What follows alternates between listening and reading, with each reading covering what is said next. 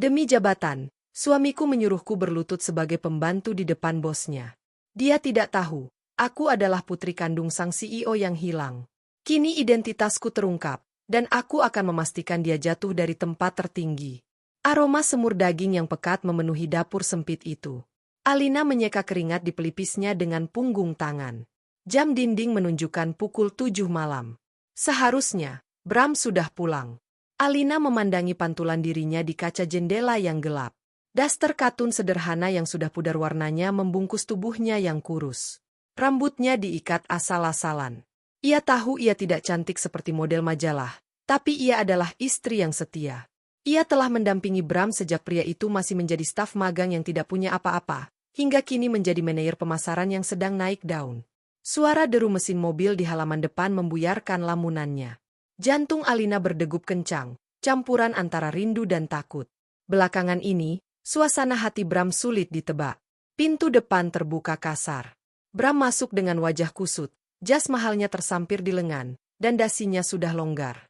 "Mas Bram sudah pulang?" Sapa Alina lembut, buru-buru melepas celemeknya dan menghampiri untuk mengambil tas kerja suaminya. "Aku sudah masakkan semur kesukaanmu." Bram menepis tangan Alina. Tas kerjanya ia lempar begitu saja ke sofa. Semur lagi, gerutu Bram sambil menatap istrinya dari ujung kaki ke ujung kepala dengan tatapan menilai yang menyakitkan. "Bisa tidak, sekali saja aku pulang disambut wangi parfum? Bukan bau bawang dan terasi seperti ini? Kamu itu istri manajer, Alina, bukan tukang masak warteg." Dada Alina terasa sesak, seolah ada batu besar yang menghimpitnya. "Maaf, Mas. Tadi aku membersihkan gudang belakang, jadi belum sempat mandi. Aku pikir kamu lapar." "Aku sudah kenyang. Makan isteak dengan klien," potong Bram dingin. Ia berjalan menuju kulkas, mengambil air dingin, dan meneguknya kasar. "Dengar, Alina. Nanti jam 8, 3 orang rekan timku dan Pak Rudi, wakil direktur, akan mampir sebentar. Kami ada diskusi mendadak sebelum proyek besok." Mata Alina membelat. "Jam 8? Itu 1 jam lagi, Mas. Rumah masih berantakan. Aku harus ganti baju dan menyiapkan cemilan." "Jangan repot-repot ganti baju." Bram membalikan badan, menatap Alina tajam. Alina bingung. "Maksudnya?" Bram merogoh saku jasnya yang ia lempar tadi, lalu mengeluarkan sebuah bungkusan plastik. Ia melemparkannya ke arah Alina. Bungkusan itu jatuh tepat di kaki Alina. "Pakai itu." Dengan tangan gemetar, Alina memungut bungkusan itu dan membukanya. Isinya adalah setelan baju seragam berwarna hitam putih. Baju pelayan. Ada renda putih di bagian apronnya, persis seperti yang dipakai pramusaji di kafe-kafe klasik atau asisten rumah tangga di sinetron. "Mas, ini apa?" Suara Alina tercekat. Bram menghela napas panjang, seolah menjelaskan hal sederhana pada anak kecil yang bodoh. "Itu seragam. Nanti saat mereka datang, kamu pakai itu. Tugasmu hanya menyajikan kopi dan kue, lalu kembali ke dapur. Jangan bicara sepatah kata pun kecuali ditanya. Dan kalau mereka tanya siapa kamu." Bram berhenti sejenak, matanya dingin tanpa belas kasih. "Bilang saja kamu yang bantu-bantu di sini." Air mata yang sejak tadi ditahan Alina akhirnya jatuh. Kamu mau aku pura-pura jadi pembantu? Di rumahku sendiri? Mas, aku istrimu." "Justru karena kamu istriku," bentak Bram. Suaranya menggema di ruang tamu kecil itu. "Lihat dirimu, Alina. Tanganmu kasar, bajumu lusuh. Kamu tidak tahu cara bicara soal saham atau bisnis global. Pak Rudi itu orang berkelas. Kalau dia tahu istriku seperti kamu, dia akan meremehkanku. Dia akan berpikir aku pria yang seleranya rendah. Tapi aku menemani kamu dari nol, Mas. Dulu kita makan nasi garam pun kamu tidak pernah malu punya aku." Alina mencoba meraih lengan suaminya, mencari sisa-sisa Bram yang dulu ia kenal. Bram mengibaskan tangannya kasar hingga Alina terhuyung ke belakang. "Itu dulu. Sekarang aku mengejar posisi General Manager. Aku butuh citra yang sempurna.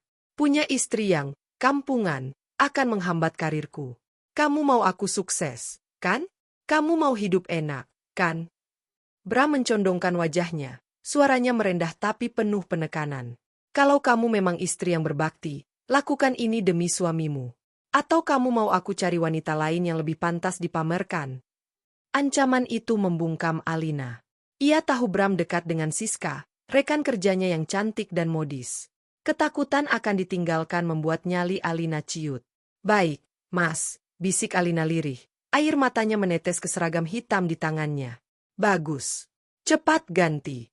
Jangan sampai ada bau bawang yang tersisa. Semprotkan pengharum ruangan. Bram melenggang masuk ke kamar mandi tanpa menoleh lagi. Alina berdiri mematung di tengah ruang tamu. Rasanya lebih sakit daripada ditampar. Ia merasa dilucuti harga dirinya, diinjak-injak oleh orang yang paling ia cintai. Dengan langkah berat, Alina berjalan ke dapur. Ia tidak sanggup masuk ke kamar tidur mereka sekarang. Di sudut dapur yang remang, ia menyandarkan tubuhnya ke tembok dingin. Tangannya meraba lehernya, menarik keluar sebuah kalung liontin tua yang selalu ia sembunyikan di balik baju. Liontin itu berbentuk oval dengan ukiran rumit yang sudah agak terkikis. Benda itu adalah satu-satunya yang ia miliki saat ia ditemukan menangis di panti asuhan 20 tahun lalu. Tanpa ingatan, tanpa nama keluarga. Hanya liontin itu yang meyakinkannya bahwa ia pernah dimiliki oleh seseorang. Tuhan! Isaknya pelan sambil menggenggam liontin itu erat-erat hingga telapak tangannya sakit. Kuatkan aku. Kalau bukan demi Mas Bram, setidaknya demi janji pernikahanku. Alina menghapus air matanya kasar. Ia menatap seragam pelayan di atas meja dapur. Malam ini, ia akan memakai topeng itu. Ia akan menjadi debu agar suaminya bisa bersinar. Namun, jauh di lubuk hatinya, ada retakan yang mulai membesar. Retakan yang mungkin tidak akan pernah bisa direkatkan kembali. Suara bel pintu berbunyi. Tamu-tamu itu sudah datang. Alina menarik napas panjang, mengenakan apron putih itu, dan bersiap memainkan perannya sebagai orang asing di istananya sendiri. 3 hari setelah insiden, baju pelayan itu, rumah kembali tegang. Bram melemparkan sebuah amplop tebal berwarna emas ke atas meja makan. Kertas itu mendarat tepat di samping piring nasi goreng Alina. Baca, perintah Bram singkat sambil memasang kancing manset ke mejanya. Alina membersihkan tangannya ke celemek sebelum mengambil amplop itu. Isinya adalah undangan eksklusif, gala dinner 25 TH Anniversary Gunawan Corp. Di bagian bawah undangan, tertulis dengan huruf tebal, wajib membawa pasangan sah, suami istri. Kita akan pergi ke pesta? Tanya Alina ragu. Ada sedikit binar harapan di matanya. Mungkin Bram mulai ingin mengakuinya. Jangan mimpi, desis Bram, memecahkan harapan itu seketika. Kalau bukan karena peraturan bodoh dari HRD yang mewajibkan membawa istri sah, aku tidak sudi membawamu. Seharusnya Siska yang mendampingiku. Dia pintar membawa diri, cantik, dan tahu cara melobi atasan. Tidak seperti kamu. Alina menunduk, menelan ludah yang terasa pahit. Aku akan berusaha tidak memalukanmu, Mas. Aku punya gaun lama warna biru yang dulu. Bakar saja gaun rombeng itu, potong Bram. Ia mengeluarkan sebuah paper bag dari butik sewaan kostum. Aku sudah sewakan gaun. Pakai itu. Dan ingat satu hal, Alina. Bram mencengkeram dagu Alina, memaksanya menatap mata laki-laki itu. Di sana nanti, kamu dilarang bicara kecuali ditanya. Berjalanlah 3 langkah di belakangku. Jangan sok akrab dengan istri-istri direktur lain. Kamu itu cuma akan terlihat seperti itik buruk rupa di antara angsa. Mengerti? Mengerti, Mas, jawab Alina lirih. Malam itu, ballroom Hotel Grand Hyatt berubah menjadi lautan kemewahan. Lampu gantung kristal memantulkan cahaya keperhiasan berlian yang dikenakan para tamu wanita. Musik orkestra mengalun lembut, bercampur dengan denting gelas champagne. Alina merasa sesak. Gaun sewaan berwarna abu-abu kusam yang dipilihkan Bram terlalu sempit di pinggang, dan bahannya gatal. Warnanya pun membuatnya terlihat semakin pucat dan tidak menarik, persis seperti bayangan yang ingin disembunyikan. Sesuai perintah, Alina berjalan 3 langkah di belakang Bram. Sementara Bram sibuk menebar senyum palsu, menjabat tangan rekan-rekannya, dan tertawa keras-keras untuk menarik perhatian, Alina hanya menunduk. Hei, Bram! Datang juga akhirnya. Sapa seorang pria botak, Pak Rudi, wakil direktur yang waktu itu datang ke rumah. Tentu saja, Pak Rudi. Demi perusahaan, jawab Bram antusias. Pak Rudi melirik sekilas ke arah Alina di belakang Bram. Ini istrimu? Yang waktu itu. Bram tertawa gugup, memotong kalimat Pak Rudi sebelum pria itu ingat insiden baju pelayan. Iya, Pak. Biasalah, dia memang agak pemalu dan tidak biasa bergaul. Maklum, orang rumahan. Bram memberi kode mata yang tajam pada Alina untuk tidak mendekat. Tiba-tiba, suasana ruangan berubah hening. Pintu utama terbuka lebar. Pak Gunawan datang, bisik seseorang di dekat Alina. Seorang pria paruh baya memasuki ruangan dengan langkah tegap. Rambutnya sudah memutih sepenuhnya, namun aura kewibawaannya membuat seisi ruangan segan. Pak Gunawan, pemilik imperium bisnis tempat Bram bekerja. Di balik setelan jas mahalnya, wajah pria itu tampak lelah dan sorot matanya menyiratkan kesedihan mendalam yang tak bisa ditutupi oleh kekayaan. Bram langsung tegang. Itu kesempatan emasku, gumamnya. Alina, minggir sedikit. Jangan menghalangi jalanku. Aku harus menyapa beliau. Bram mendesak maju, menyenggol bahu Alina cukup keras. Alina yang memakai sepatu hak tinggi, yang jarang sekali ia pakai, kehilangan keseimbangan. Tubuhnya terhuyung ke samping, tepat saat seorang pelayan melintas membawa nampan berisi gelas-gelas tinggi jus delima. Perang. Tabrakan tak terelakkan. Nampan terlempar. Cairan merah pekat tumpah membasahi karpet mahal dan menciprati ujung celana jas seseorang yang baru saja lewat. Orang itu adalah Pak Gunawan. Musik orkestra berhenti mendadak. Semua mata tertuju ke titik keributan. Bram memucat. Ia melihat noda merah di celana bos besarnya, dan melihat Alina yang jatuh terduduk di lantai di samping pecahan gelas.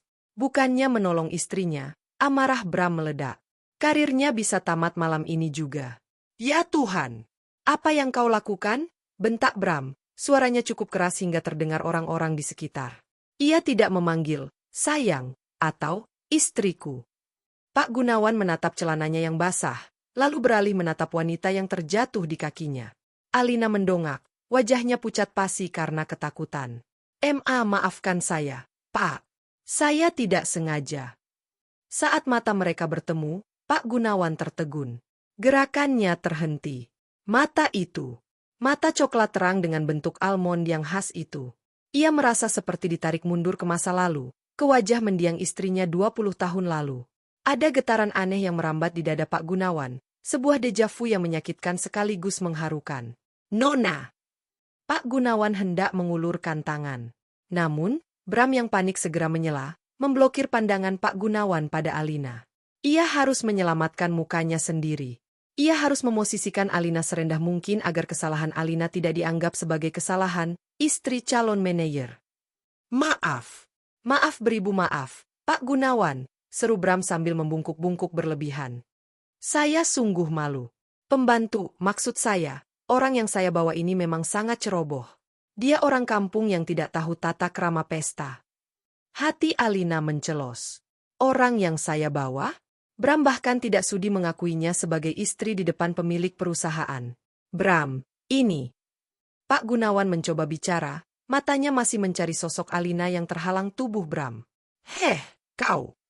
Bram menoleh kasar pada Alina yang masih di lantai, menunjuknya dengan telunjuk gemetar. Jangan cuma duduk diam seperti orang bodoh. Ambil tisu. Bersihkan celana Pak Gunawan. Cepat. Tunjukkan kalau kau masih punya kegunaan sedikit. Air mata menggenang di pelupuk mata Alina. Di tengah ratusan pasang mata elit Jakarta, suaminya sendiri menyuruhnya bersimpuh membersihkan noda seperti seorang budak. Dengan tangan gemetar, Alina mengambil serbet kain yang jatuh. Ia merangkak mendekat ke kaki Pak Gunawan. Harga dirinya sudah hancur lebur. Maafkan saya, Pak. Maafkan saya. Isak Alina sambil mulai mengelap ujung celana Pak Gunawan. Pak Gunawan menatap puncak kepala wanita yang bersimpuh di kakinya itu. Ia ingin marah karena insiden ini, tapi melihat bahu wanita itu berguncang menahan tangis, dan mendengar nada kasar Bram barusan, rasa iba justru muncul. Dan lebih dari itu, intuisinya sebagai seorang ayah yang kehilangan anak terus berteriak. Kenapa wanita ini terasa begitu familiar? Sebelum Pak Gunawan sempat mencegah Alina membersihkan sepatunya, suara ketukan sepatu hak tinggi lain terdengar mendekat. Ya ampun, Bram. Kasihan sekali Pak Gunawan sampai kotor begitu. Itu suara Siska. Wanita itu datang dengan gaun merah menyala, tersenyum sinis melihat pemandangan di depannya. Bram yang panik, Pak Gunawan yang bingung, dan Alina yang bersujud di lantai seperti debu. Siska berdiri di sana dengan keanggunan yang berbisa. Gaun merah marun yang membalut tubuh rampingnya sangat kontras dengan seragam pelayan, atau lebih tepatnya, gaun pesta murah yang tampak seperti kain pel yang dikenakan Alina. "Pak Gunawan, mohon maafkan kecerobohan asisten ini," kata Siska dengan nada suara yang dibuat-buat lembut, seolah ia adalah nyonya rumah yang bijaksana. Ia melirik Bram, memberikan sinyal mata agar laki-laki itu mengikuti permainannya. Bram menangkap sinyal itu dengan cepat. Ia melihat peluang. Jika Siska yang menengahi, Pak Gunawan mungkin akan melupakan insiden ini dan fokus pada betapa serasinya Bram dan Siska. "Betul, Pak," sambar Bram cepat. Ia menunjuk Alina yang masih berlutut dengan dagu terangkat angkuh. "Perkenalkan, ini Siska, manajer pemasaran terbaik tim saya. Dan wanita di lantai itu, dia memang asisten rumah tangga yang saya bawa untuk membantu jika ada keperluan mendadak." Ternyata malah membuat malu. Jantung Alina serasa berhenti berdetak. Asisten rumah tangga? 2 kali. Bram menyangkalnya 2 kali malam ini. Pertama menyebutnya orang yang dibawa, dan sekarang terang-terangan menyebutnya pembantu di depan wanita selingkuhannya. Alina meremas kain serbet di tangannya hingga buku-buku jarinya memutih. Rasa perih di hatinya jauh lebih menyakitkan daripada lututnya yang memar terbentur lantai marmer. Pak Gunawan tidak menjawab. Matanya masih terpaku pada Alina, seolah sedang menggali ingatan yang terkubur dalam. Namun, Siska yang merasa di atas angin, ingin memastikan dominasinya mutlak malam itu. Ia tidak suka cara Pak Gunawan menatap Alina dengan rasa ingin tahu. Ia harus membuat Alina terlihat semakin rendah. Siska melangkah maju, mendekat ke arah Alina. Di tangannya, ia memegang gelas wine yang masih setengah penuh. "Aduh," pekik Siska kecil, dibuat-buat. Ia memiringkan gelasnya.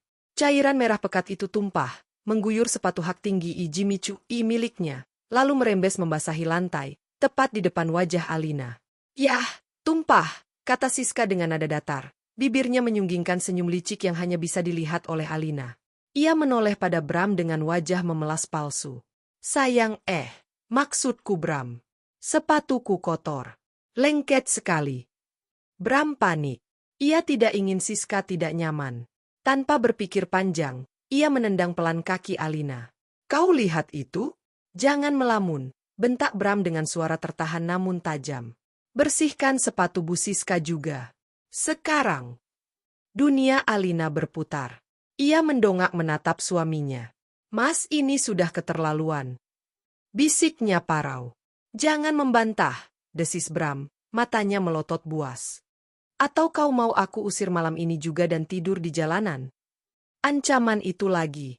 Alina menunduk, menyembunyikan air matanya yang mulai jatuh. Di depan ratusan tamu elit, di bawah lampu kristal yang menyilaukan, ia merasa harga dirinya dikuliti habis-habisan. Ia bukan lagi istri, bukan lagi manusia. Ia hanya debu di bawah kaki mereka. Dengan tangan gemetar hebat, Alina menggeser tubuhnya menghadap Siska. Ia mulai mengelap noda wine di sepatu mahal wanita yang telah merebut perhatian suaminya itu. Siska tertawa kecil, suara kemenangan yang halus. "Rajin sekali pembantumu, Bram. Kau mendidiknya dengan baik." Alina menunduk semakin dalam untuk menjangkau noda di bagian tumit sepatu Siska. Karena posisinya yang membungkuk rendah, kerah gaun sewaannya yang memang agak longgar melorot sedikit. Saat itulah, gravitasi mengambil alih.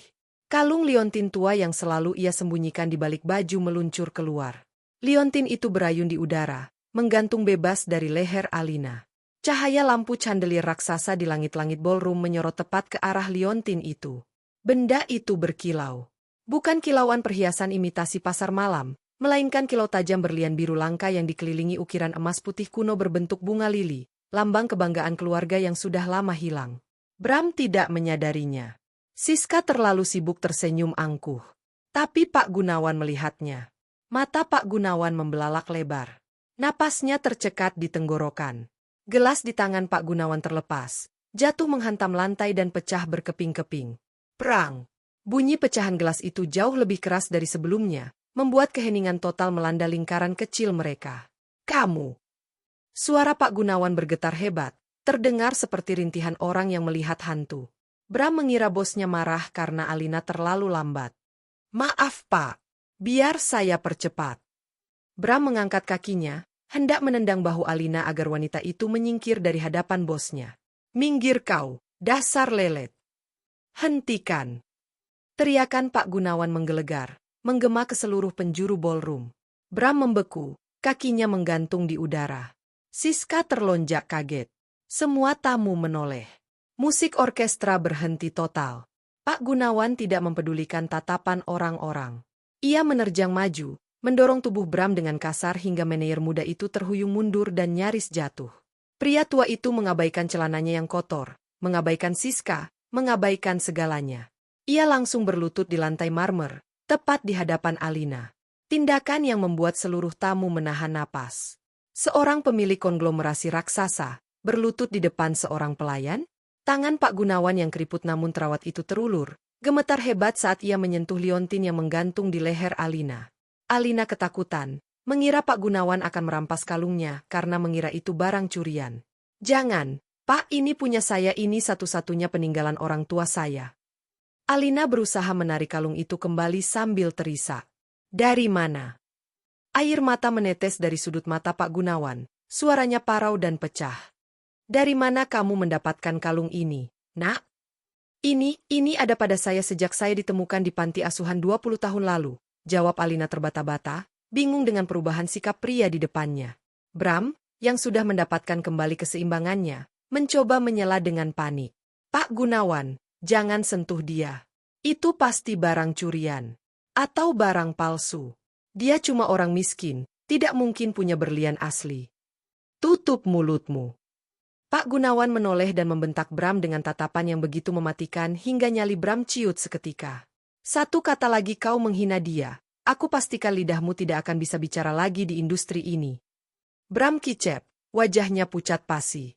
Siska mundur perlahan, merasakan bahaya.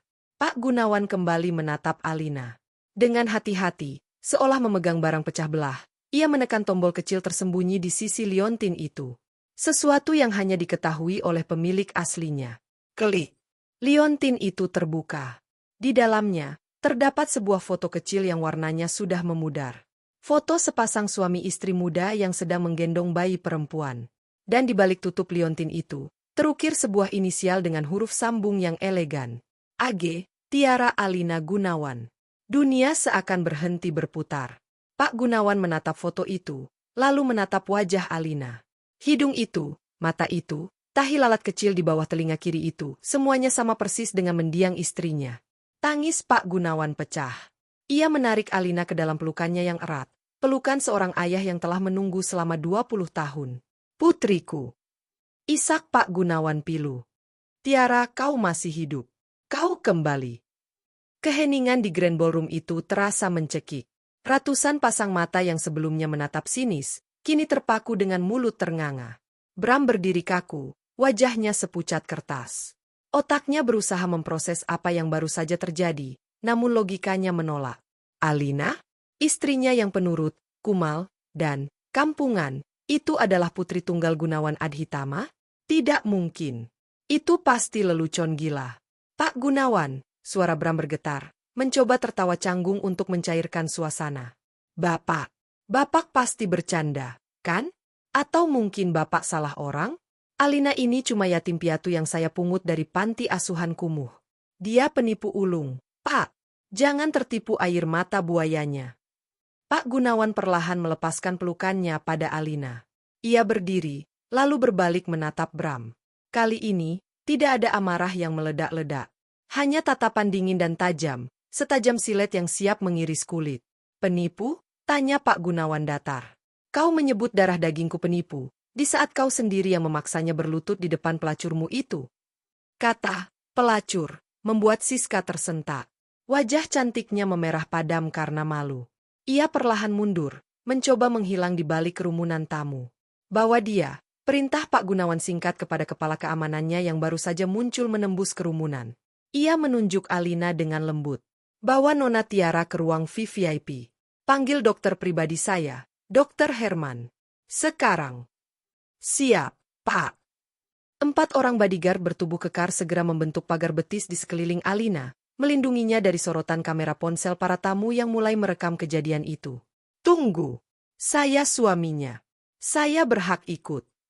Bram mencoba maju, menyusul rombongan itu. Insting oportunisnya mulai bekerja. Jika Alina benar-benar putri konglomerat, maka dia adalah menantu konglomerat. Posisi General Manager? Itu kecil. Dia bisa jadi direktur. Namun, sebuah tangan besar menahan dada Bram. Seorang bodyguard menatapnya garang. Anda tetap di sini, Pak Bram, ucap bodyguard itu dingin. Atau kami harus menyeret Anda keluar seperti sampah. Bram ternganga. Ia hanya bisa melihat punggung Alina yang kotor dan berbalut baju pelayan itu menjauh, dikawal layaknya seorang ratu negara, meninggalkan Bram yang berdiri sendirian di tengah lantai dansa yang dingin. Di dalam Royal Suite lantai atas hotel, suasananya jauh berbeda. Ruangan itu kedap suara, beraroma lavender mewah, dan sangat tenang. Alina duduk di sofa beludru Italia yang empuk. Ia masih gemetar. Tangannya memegang gelas berisi air hangat yang diberikan oleh asisten Pak Gunawan. Di hadapannya, Pak Gunawan duduk di kursi seberang, menatapnya tanpa berkedip. Air mata masih menggenang di mata tua pria itu. Maafkan saya, Pak. Saya benar-benar tidak mengerti. Suara Alina parau. Nama saya Alina. Saya tidak tahu siapa Tiara. Pak Gunawan tersenyum sedih. Ia mengeluarkan sebuah foto tua dari dompetnya dan meletakkannya di meja. Foto seorang gadis kecil berusia 5 tahun yang sedang tertawa di ayunan, mengenakan kalung yang sama persis dengan yang dipakai Alina. 20 tahun lalu, Pak Gunawan memulai ceritanya dengan suara berat. Kami mengalami kecelakaan mobil saat liburan ke puncak. Mobil kami masuk jurang. Istri saya meninggal di tempat. Tapi tubuh Tiara tidak ditemukan. Arus sungai menyeretmu. Selama bertahun-tahun Papa mencarimu. Nak, Papa pikir kamu sudah. Suaranya tercekat. Alina menatap foto itu. Kilasan bayangan samar muncul di kepalanya. Rasa dingin air sungai, rasa sakit di kepala, dan kegelapan panjang sebelum ia terbangun di panti asuhan tanpa ingatan. Pintu ruangan terbuka. Dokter Herman, dokter pribadi keluarga Gunawan, masuk dengan peralatan lengkap. Maaf mengganggu, Pak. Kita bisa lakukan tes DNA ekspres sekarang. Laboratorium rekanan sudah siap memprioritaskan sampel ini. Hasil awal bisa keluar dalam 3 jam. Lakukan, perintah Pak Gunawan. Tapi aku tidak butuh kertas hasil lab untuk tahu dia putriku. Hati seorang ayah tidak pernah salah. Dokter Herman dengan cekatan mengambil sampel swab dari mulut Alina dan Pak Gunawan.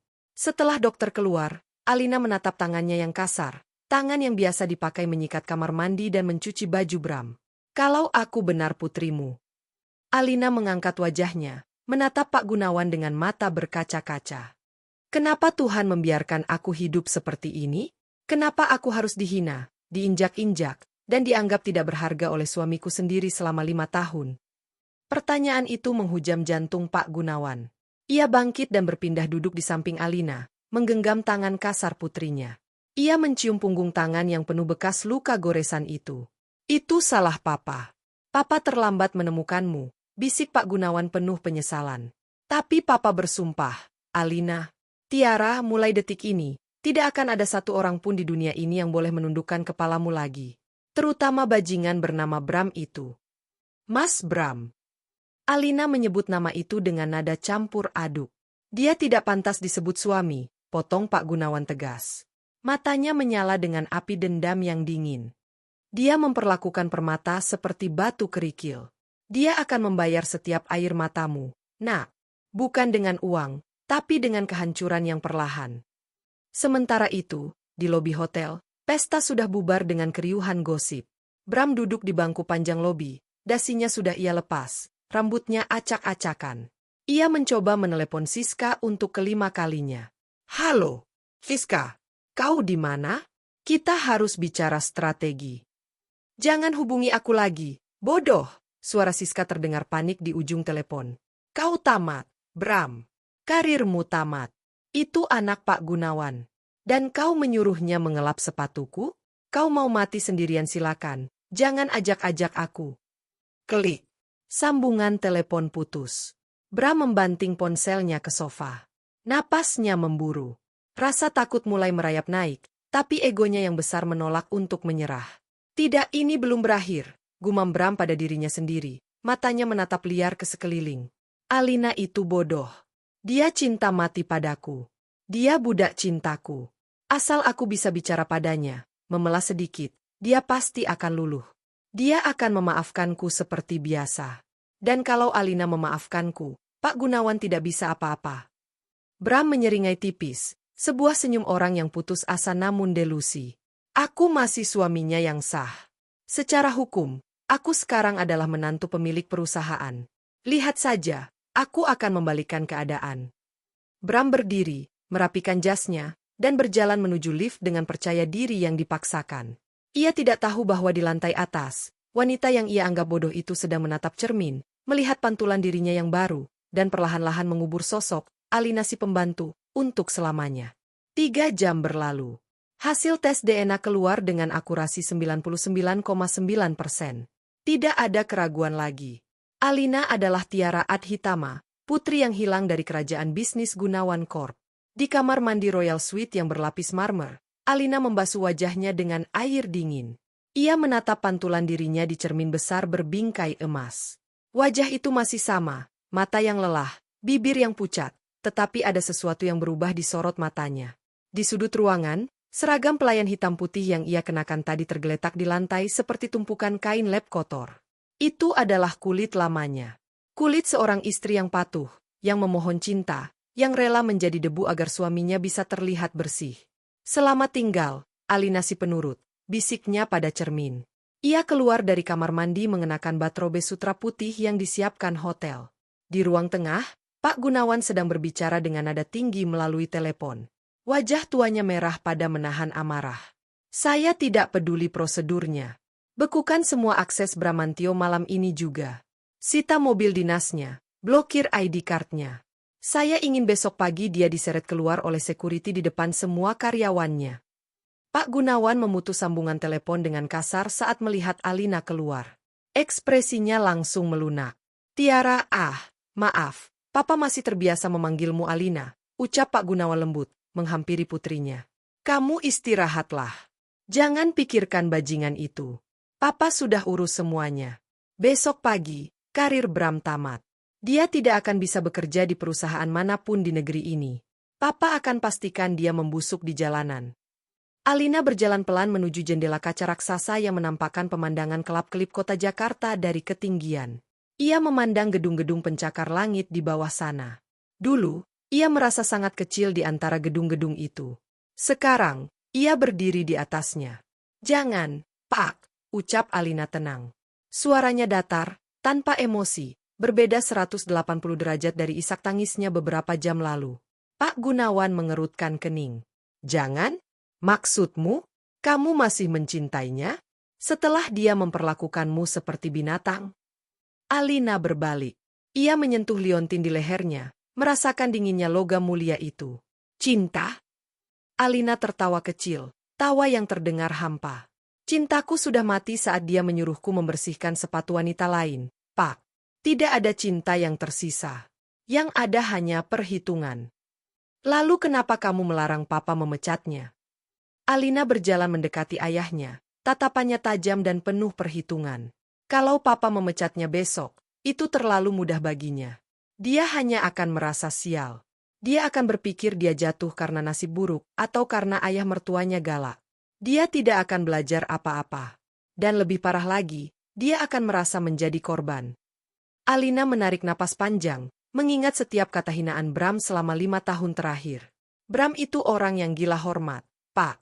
Dia mendambakan jabatan general manager itu lebih dari apapun. Dia rela menginjak istrinya sendiri demi jabatan itu. Benar, geram Pak Gunawan. Maka, berikan apa yang dia mau, kata Alina dingin. Pak Gunawan terbelalak. Apa? Kamu gila. Biarkan dia naik jabatan besok. Umumkan promosinya. Biarkan dia merasa menang. Biarkan dia merasa bahwa dia berhasil memanipulasiku dan Papa. Biarkan dia terbang setinggi-tingginya, sampai dia merasa dunia ada di genggamannya. Alina mengepalkan tangannya perlahan. Dan saat dia sudah di puncak, saat dia sudah merasakan nikmatnya kekuasaan, saat dia sudah membeli rumah mewah dan mobil sport dengan utang karena merasa posisinya aman, saat itulah aku sendiri yang akan menendang kursinya sampai jatuh. Aku ingin melihat wajahnya saat dia sadar bahwa pembantu yang dia hina adalah orang yang memegang nyawanya, lanjut Alina. Aku ingin dia hancur bukan karena Papa, tapi karena aku. Aku ingin dia kehilangan segalanya perlahan-lahan. Hartanya, wanita simpanannya, harga dirinya, sampai dia mengerti rasanya menjadi debu. Ruangan hening sejenak. Pak Gunawan menatap putrinya dengan takjub sekaligus merinding. Gadis yang ia kira lemah dan rapuh ternyata mewarisi darah dingin bisnisnya. Di balik wajah lembut itu, ada harimau yang baru bangun tidur. Pak Gunawan tersenyum tipis, senyum bangga yang mengerikan. Kau benar-benar putriku. Darah Adhitama memang kental. Pak Gunawan mengambil ponselnya kembali, lalu menghubungi sekretaris pribadinya lagi. Batalkan perintah tadi, ucap Pak Gunawan tegas. Matanya tidak lepas dari wajah Alina.